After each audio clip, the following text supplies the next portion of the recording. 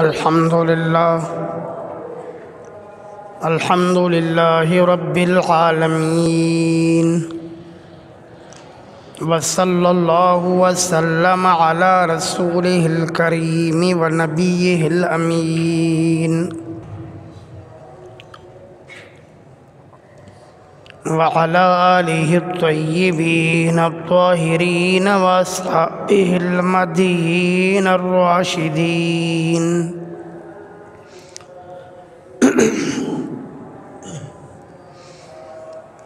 أما بعد فأعوذ بالله من الشيطان الرجيم. بسم الله الرحمن الرحيم. كنتم خير أمة أخرجت للناس تأمرون بالمعروف وتنهون عن المنكر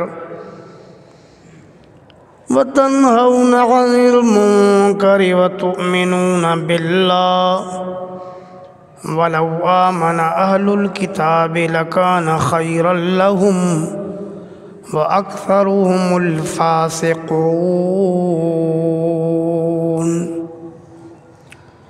وقال النبي صلى الله عليه وسلم: بدأ الإسلام غريبا وسيعود كما بدأ فطوبى للغرباء. وقال النبي صلى الله عليه وسلم: بلغوا عني ولو آية. صدق الله العلي العظيم وصدق رسوله النبي الكريم ونحن على ذلك لمن الشاهدين والشاكرين والحمد لله رب العالمين. نہایت ہی واجب الاحترام برادران اسلام، اللہ رب العالمین نے تمام انبیاء علیہ السلام میں سب سے افضل اور اونچا نبی ہمارے نبی حضرت محمد الرسول اللہ صلی اللہ علیہ وسلم کو بنایا، اور پھر تمام انبیاء علیہ السلام کی امتوں میں سے سب سے افضل اور اعلیٰ تاجدار امت اللہ نے ہمارے نبی کی امت کو بنایا۔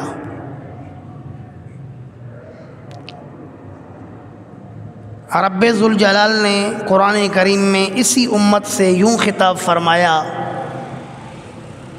کنتم خیر امت اخرجت للناس۔ اے محمد صلی اللہ علیہ وسلم کی امتیو، تم امت میں سے بہترین امت ہو، کیونکہ تمہیں لوگوں کے نفع پہنچانے کے لیے نکالا گیا ہے۔ تمہارا کام ہے تأمرون بالمعروف، نیکی کا حکم دینا، وتنہون عن المنکر، برائی سے روکنا، وتؤمنون باللہ، اللہ پر ایمان لانا۔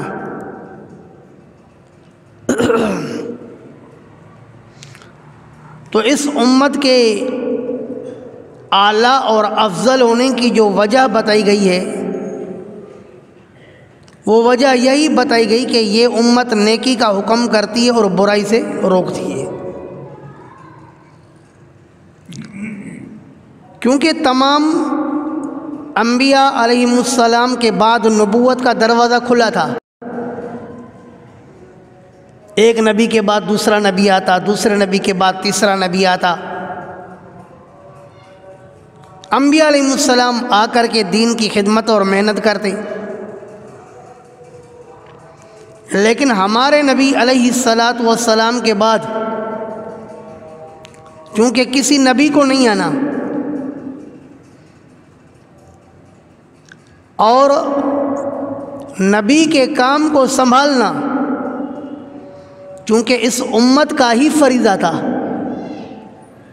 تو رب ذوالجلال نے اس امت کو اسی فریضے کے بنیاد پر تمام امتوں سے افضل اور اعلیٰ بتایا کہ ان کا کام ہوگا انبیاء والا کام۔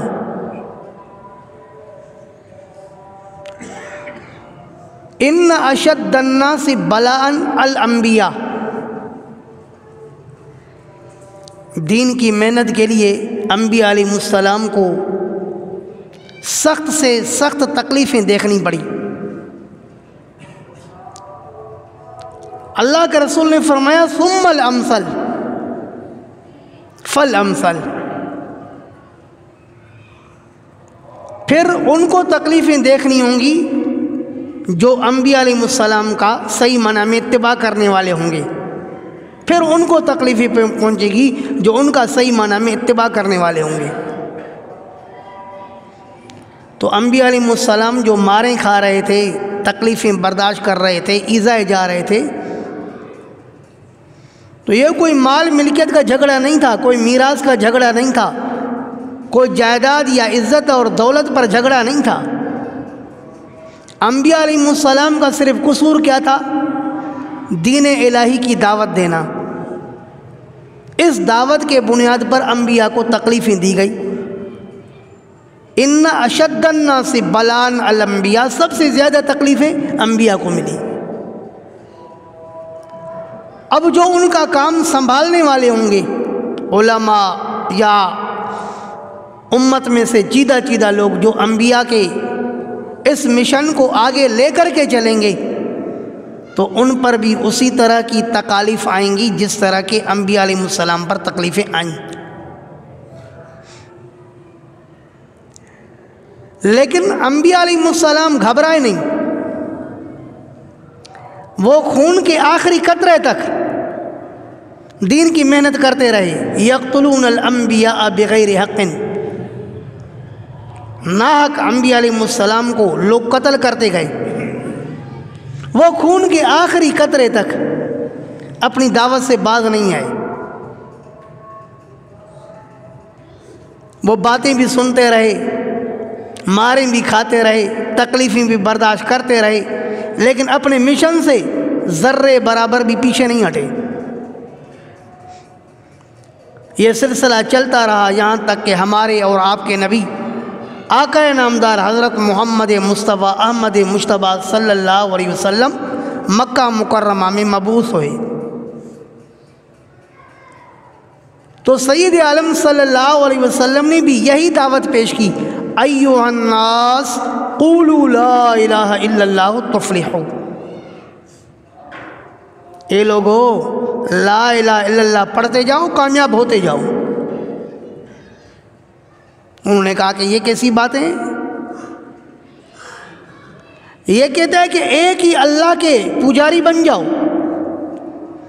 ایک ہی کو مشکل کشا، معاون، مددگار، بگڑی بنانے والا سمجھو، ایک ہی کو اپنا مددگار اور کارساز سمجھو، یہ کیسے ہو سکتا ہے؟ 360 صنما لا يقوم بحوائجنا فكيف يقوم الواحد بحوائج الخلق۔ تفسیر کبیر میں حضرت علامہ فخر الدین رازی رحمہ اللہ نقل کرتے ہیں کہ مشرکین مکہ نے کہا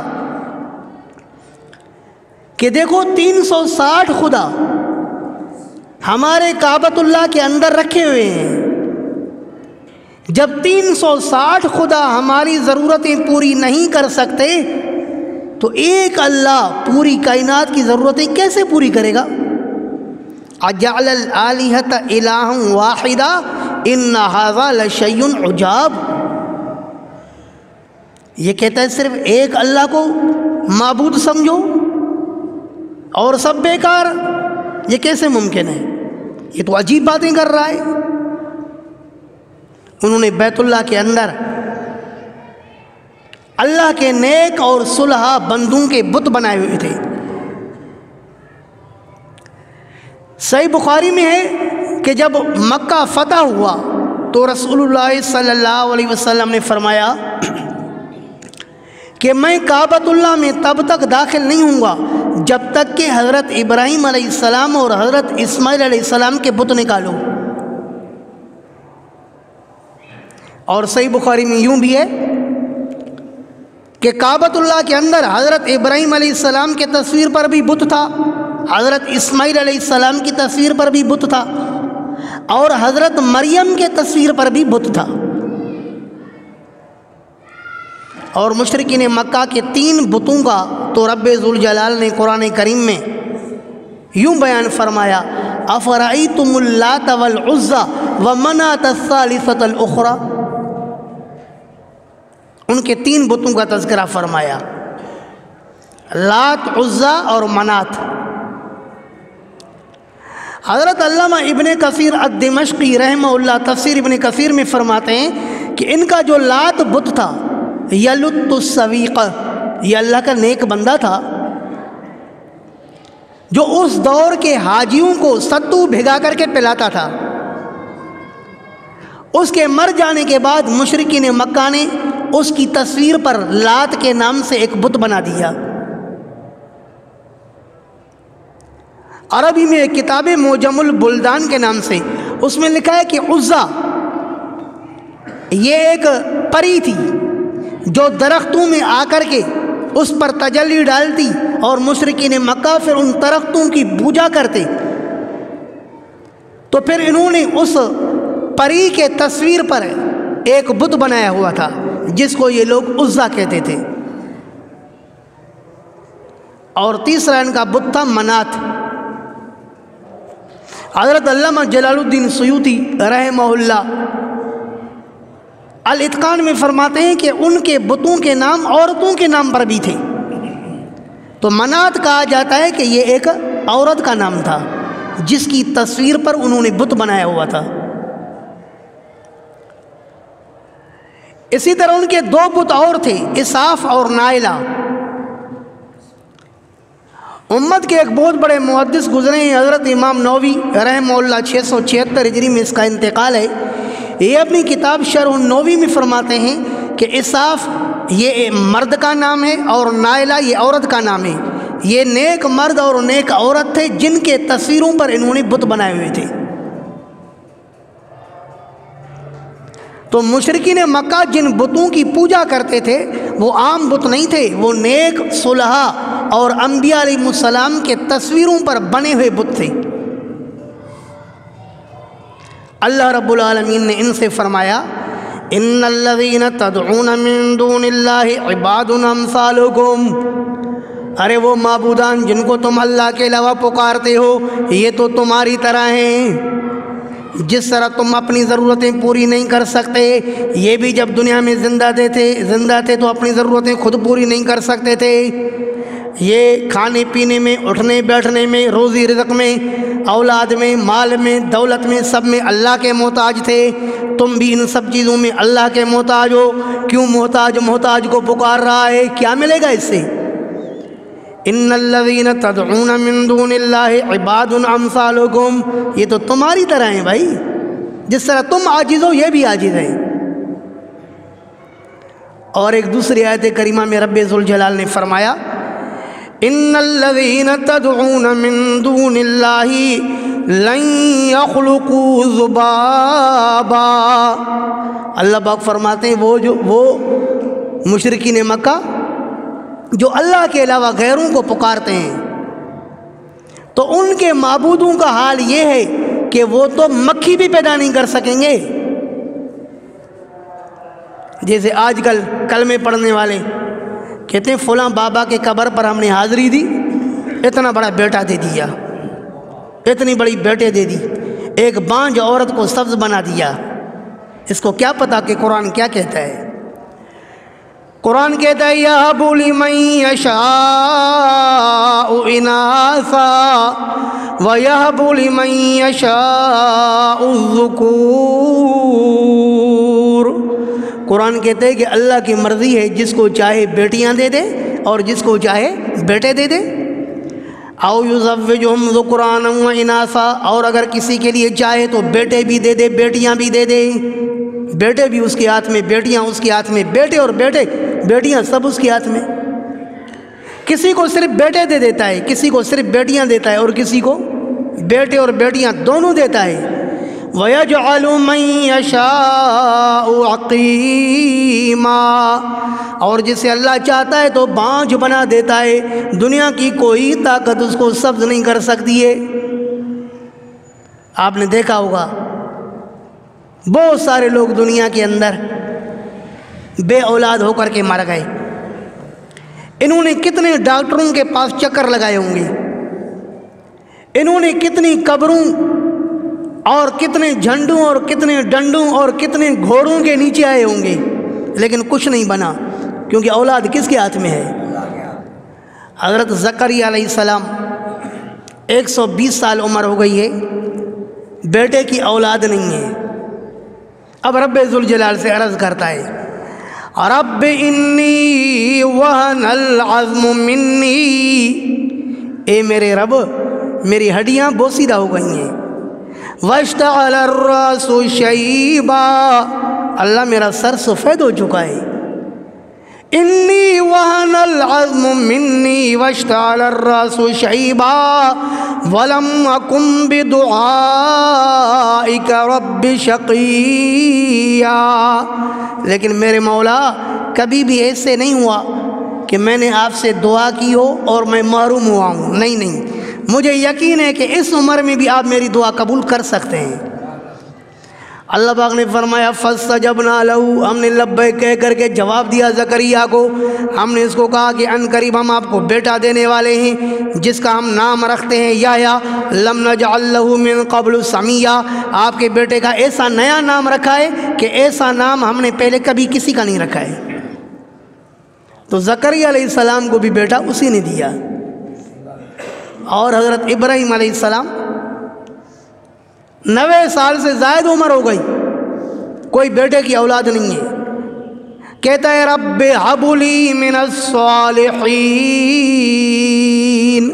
میرے مولا آپ ہی مجھے کوئی صالح بیٹا عطا کر دے۔ اللہ نے فرمایا چل لے اسماعیل۔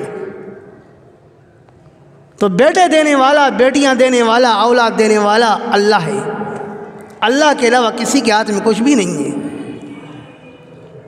وہ ایک دفعہ ہم کلفٹن گئے، میرے ساتھ ایک بڑی عمر کا مولوی صاحب تھا، اس نے مجھے کہا کہ عبداللہ شاہ غازی کے مزار پر ذرا چکر لگاتے ہیں، دیکھتے ہیں کہ لوگ کیا کرتے ہیں۔ تو میں نے اس کو منع کیا، کیونکہ مجھے پتہ ہے کہ میں ایسی چیزیں برداشت نہیں کر سکوں گا، لیکن اس نے اصرار کیا تو اس کی بڑا پن کی وجہ سے میں اس کے ساتھ چلا گیا۔ وہاں پر گئے تو ایک شخص نے وہیں پیر کے قبر کے ارد گرد جو لکڑیاں لگی اس لکڑیوں پر سر ٹکایا ہوا ہے۔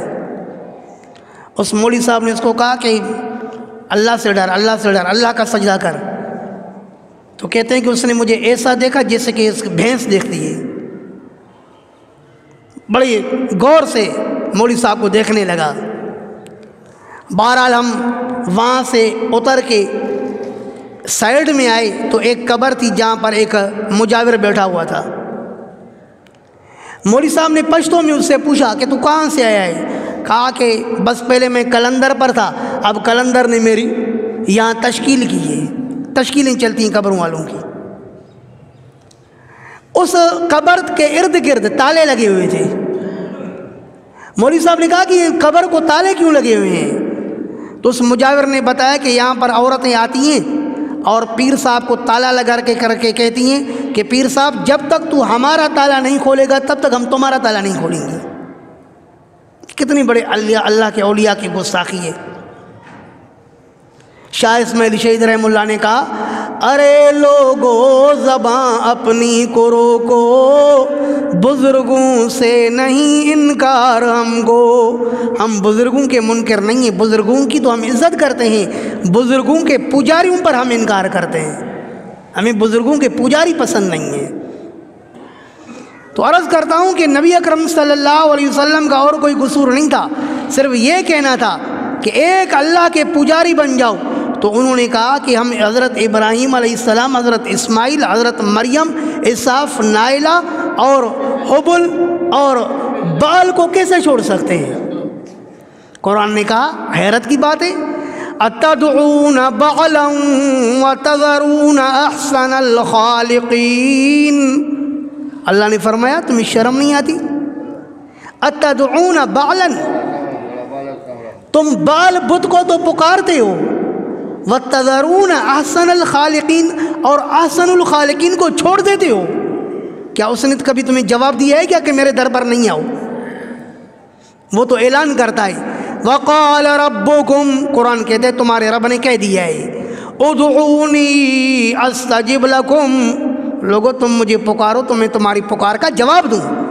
ان الذین یستکبرون عن عبادتی سیدخلون جہنم داخرین، اللہ فرماتے جو میری پکار سے تکبر کریں گے ان قریب جہنم میں رسوا ہو کر کے داخل ہوں گے۔ آ جاؤ نا میرے در پر۔ نبی اکرم صلی اللہ علیہ وسلم نے فرمایا من لم یسأل اللہ یغضب علیہ، جو اللہ سے نہیں مانگتا اللہ اس سے ناراض ہوتا ہے، جو اللہ سے مانگتا ہے ان اللہ یحب ان یسأل، اللہ پاک چاہتے ہیں کہ میرا بندہ مجھ سے سوال کرے۔ دنیا دار اور دنیا کے بڑے بڑے بادشاہ، دنیا کے بڑے بڑے وزراء یہ کہتے ہیں ہم سے کوئی مانگے نہیں، یہ مانگنے سے بھاگتے ہیں، لیکن اللہ کے رسول نے فرمایا ان اللہ یحب ان یسأل، اللہ پاک چاہتے ہیں کہ اللہ سے بار بار سوال کیا جائے، اللہ سے بار بار مانگا جائے۔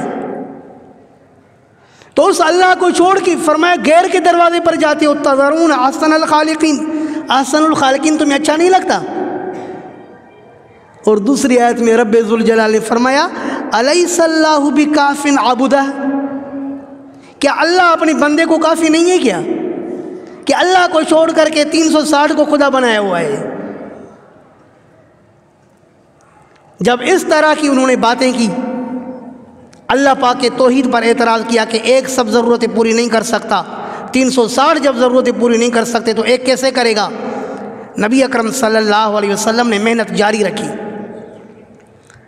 بلاخر ہمارے پیارے نبی کی محنت سے وہ دور آیا وَرَأَيْتَ النَّاسَ يَدْخُلُونَ فِي دِينِ اللَّهِ أَفْوَاجًا، لوگ فوج در فوج ہو کر کے نبی اکرم صلی اللہ علیہ وسلم کی خدمت میں آتے گئے اور اسلام پر بیعت کرتے چلے گئے، ایک دو چار کی شکل میں نہیں، فوج در فوج ہو کر کے لوگ مسلمان ہوتے گئے، کم و بیش 1.25 لاکھ صحابہ کرام کی جماعت بن گئی۔ صحیح مسلم کی حدیث میں جناب نبی اکرم صلی اللہ علیہ وسلم نے فرمایا بدأ الاسلام غریبا وسيعود كما بدأ، جب اسلام کی ابتدا ہوئی تو اس وقت اسلام ناآشنا تھا، اسلامی عقائد اور اسلامی اعمال لوگوں کے لیے عجیب سے تھے۔ واز ہوتا ہے اکیلے اللہ کے پجاری بن جاؤ تو کہتے ہیں یہ کیسی بات ہوئی، 360 کو چھوڑ دے۔ واز ہوتا ہے کہ بھئی بیٹھ کر کے پیشاب کرو، کھڑے ہو کر کے پیشاب مت کرو ورنہ چھینٹیں تمہارے جسم پر لگیں گی اور یہ پیشاب کی چھینٹیں تمہیں جہنم میں لے جائیں گی۔ انہوں نے کہا کتنی عجیب باتیں کر رہا ہے، یبول کما تبول المرات، عورتوں کی طرح ہم پیشاب کریں۔ اسلامی عقائد پر مذاق، اسلامی احکام پر مذاق، قربان جاؤں اس مدینے والے پر جس نے سب باتیں اپنے سر پر سہ کر بھی کسی بھی موڑ پر پیچھے نہیں ہٹے۔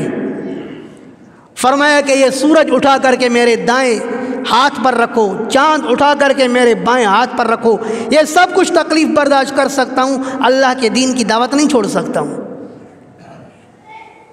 لوگ کہتے ہیں کہ بھئی اپنے مذہب کو چھوڑو نہیں اور دوسرے کے مذہب کو چھیڑو نہیں، یہی بات تو ابو لہب نے کی تھی۔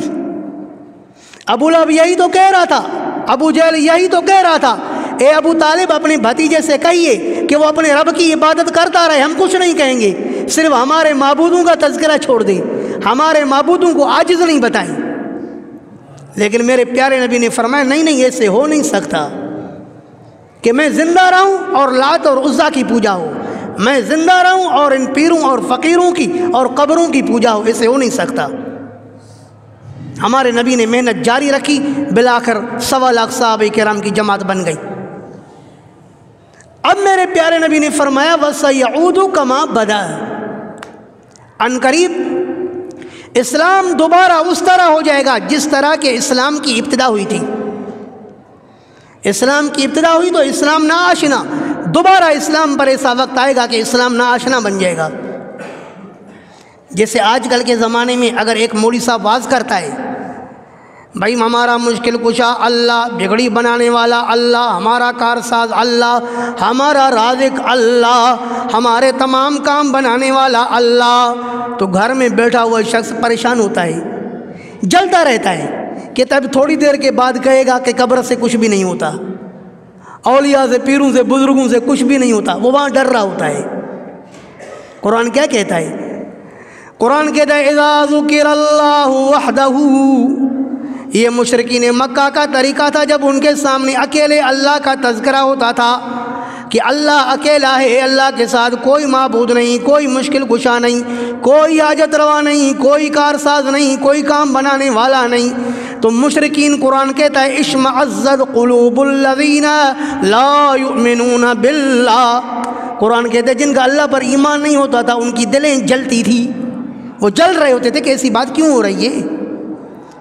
نبی علیہ السلام سے کہا کہ یہ کیسا قرآن پڑھتے ہو جس میں ہمارے بتوں کی برائی، ایت بقرآن غیر ھذا او بدلو، اس قرآن کے علاوہ کوئی دوسرا قرآن لے آؤ، یا اس قرآن میں کوئی تبدیلی کرو جو ہمارے بتوں کی برائی بیان نہ کرے، ہمارے بتوں کو عاجز نہ بتائے۔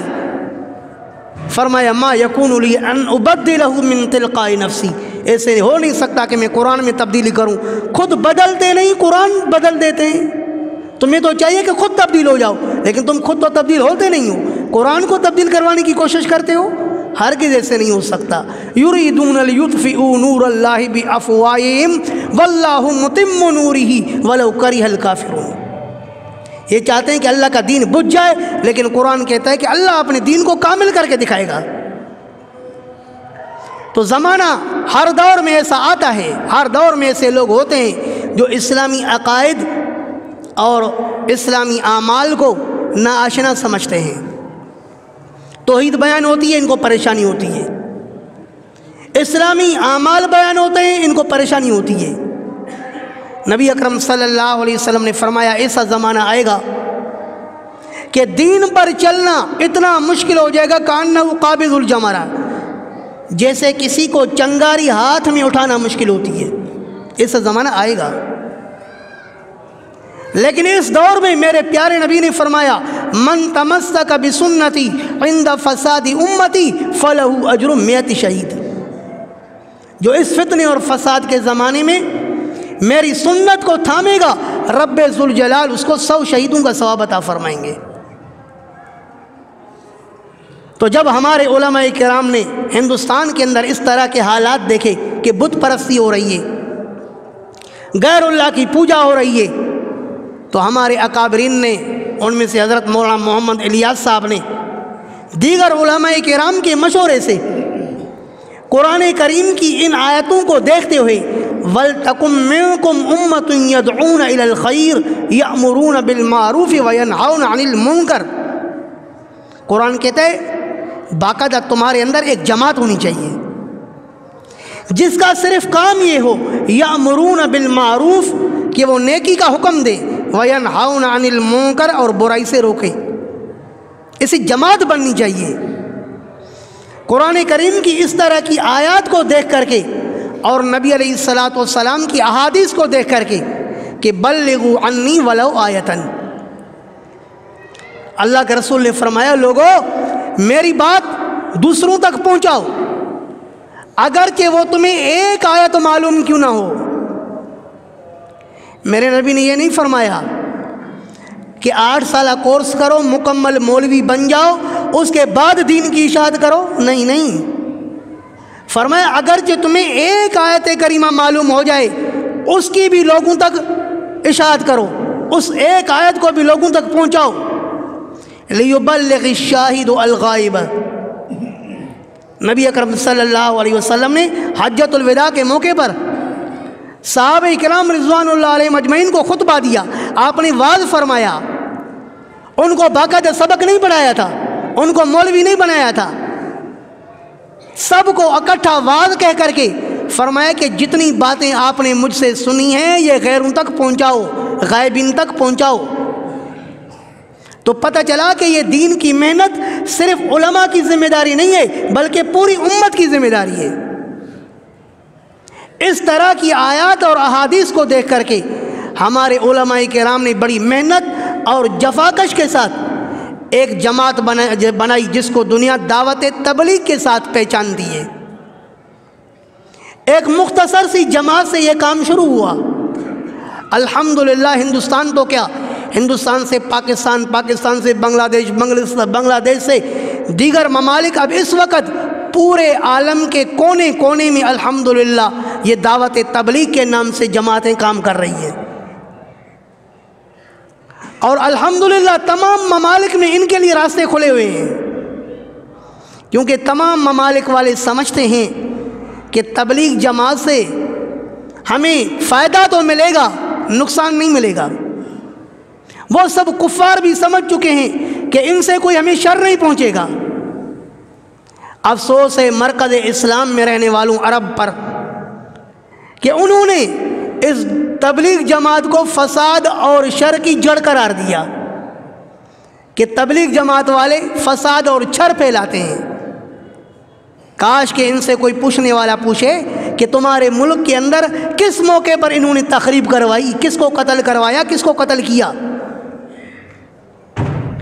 صرف اپنے کارناموں کو چھپانے کے لیے، اپنے موجودہ کارناموں کو آگے بڑھانے کے لیے جماعتوں کے راستے روکے جا رہے ہیں۔ دیانتداری سے بتاؤ، چور کا غصہ کس پر ہوتا ہے؟ چوکیدار پر، کہ چوکیدار ابھی تک سو کیوں نہیں رہا؟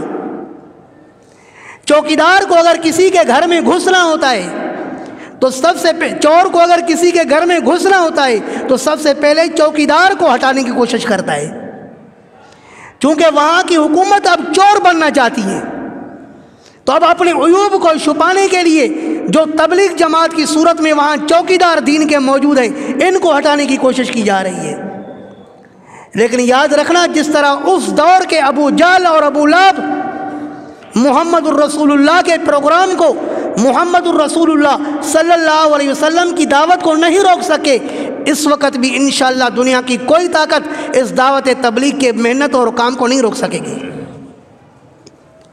ان پاکیزہ ذہنوں کے لیے کہا گیا کہ ان کے عقائد خراب ہیں۔